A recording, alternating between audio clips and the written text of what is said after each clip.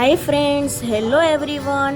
આપણે કારેલાનું ભરેલું શાક ટ્રાય કરવું હોય તેના પછી તો આપણે ચાલો રેસીપી શરૂ કરીએ.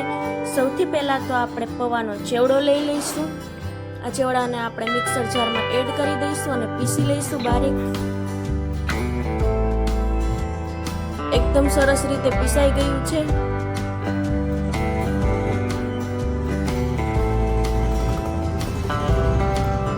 બારીક ભૂકો તમે જોઈ શકો છો.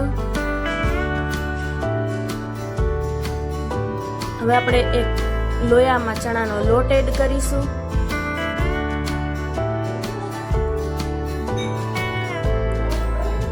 એકદમ શેકાઈ ગયા બાદ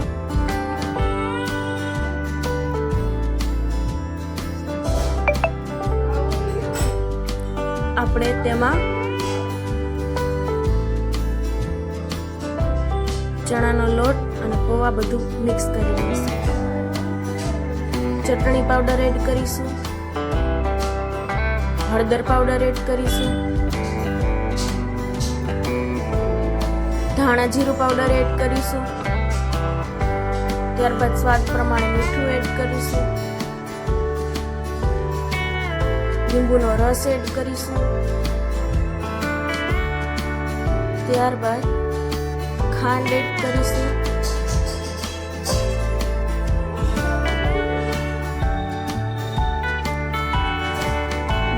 ત્યારબાદ તેલ એડ કરીશું અને ફ્રેશ કોથમીર એડ કરી દઈશું.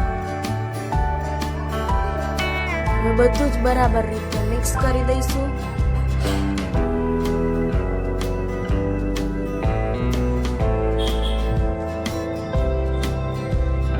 એકદમ સરસ રીતે મિક્સ થઈ ગયું છે.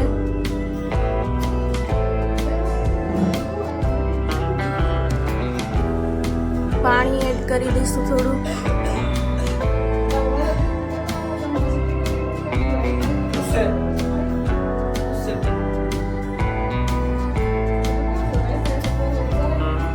હવે આપણે કારેલામાં આ મસાલો બધો ભરી લઈશું.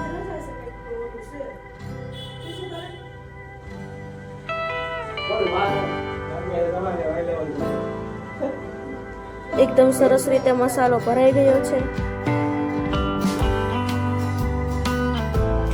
હવે આપણે તેને લોયામાં પાણી અને કાંઠા ઉપર જારું મૂકીને આવી રીતે બાફવાના છે કારેલાને.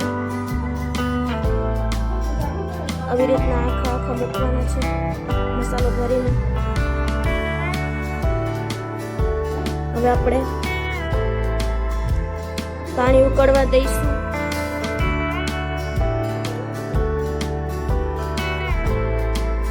અને સરસ રીતે કાથરોટ ઢાંકી દઈશું અને 10 મિનિટ સુધી આને બફાવા દઈશું.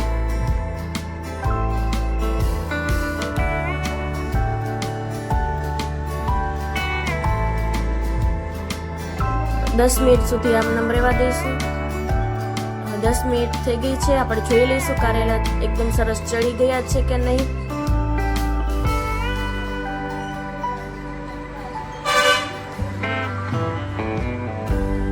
હવે ચણાના લોટમાં આપણે મીઠું એડ કરીશું. ત્યારબાદ પાણી એડ કરી દઈશું.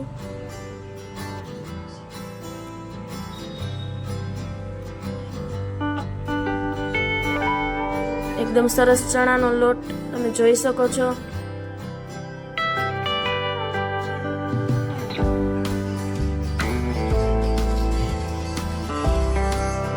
હવે એકદમ પાણી વડે આપણે લોટને હજુ થોડો ઢીલો કરી લઈશું.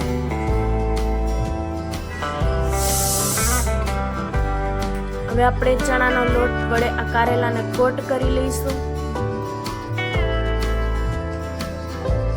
એકદમ સરસ રીતે કારેલા કોટ થઈ ગયા છે.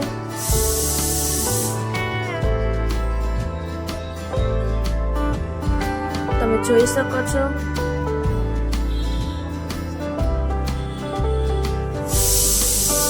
એકદમ સરસ રીતે આપણે હવે તેલમાં એને ફ્રાય કરી લેવાના છે.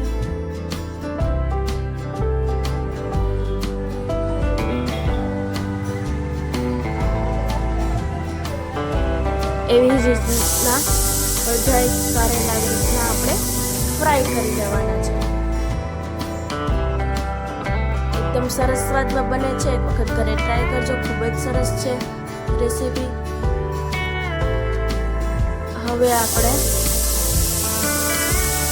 ફરી એકવાર ચણાના લોટમાં કારેલાને કોટ કરશું.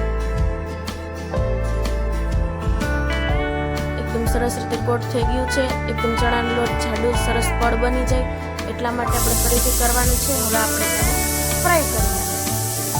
એકદમ સરસ રીતે ફ્રાય કરવાના છે ધીમે ધીમે.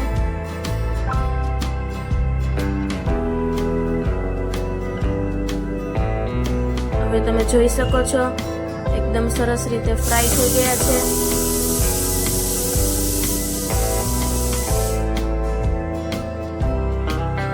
તમે જોઈ શકો છો. આપણે એને એક પ્લેટમાં કાઢી લઈશું.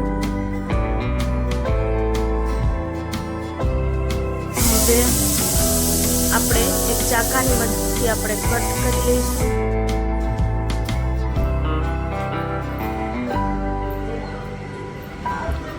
આવી રીતના નાના નાના પીસમાં આપણે કારેલાને કટ કરી લઈશું.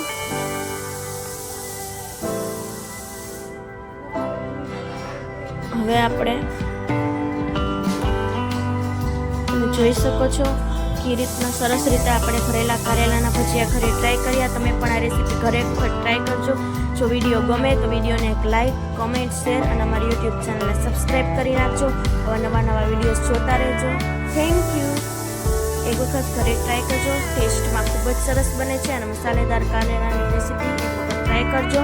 હવે આપણે એને પ્લેટમાં કાઢી લઈશું.